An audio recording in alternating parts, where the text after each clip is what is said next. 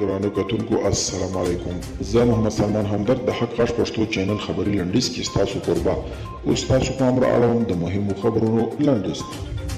په د کووډ-19 وبا په خاطر ځینې لګېدلي بندیزونه لرې کوي. د جانز هاپکینز پوهنتون د شمېر له مخې برتانیا د نړۍ له هغو لسو هېوادونو کې دي چې ګڼ کسان پکې په کرونا اخته شوي.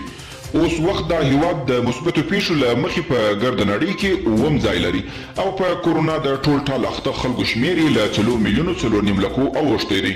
که څه هم کابل کې د پاکستان د پوځ لوی درستیز قمر جاوید باجوا د سفر اجنډا لاوازې شوې نه ده، خو تر دې وړاندې افغان چارواکو تل له پاکستانه غوښتي چې له خپل نفوذ په استفادې طالبان د تاوتریخوالي کمښت ته وهڅوي.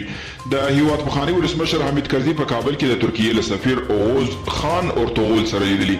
په دې لیدنه کې د سولې په پروسې د خبرو سربیره پخواني ولسمشر د استانبول د کنفرانس د جوړولو لپاره د ترکیې له هڅو مننه کړې او له یاد کنفرانس څخه یې خپل کلک ملاتړ اعلان کړی دی او د سیاسي ګوندونو د تماس کمیټې د 2 ګوندونو په استازولۍ د سولې د بین الافغاني مذاکراتو د جدي پیل او په هیواد کې د تلپاتې سولې او اوربند غوښتنه کړې ده.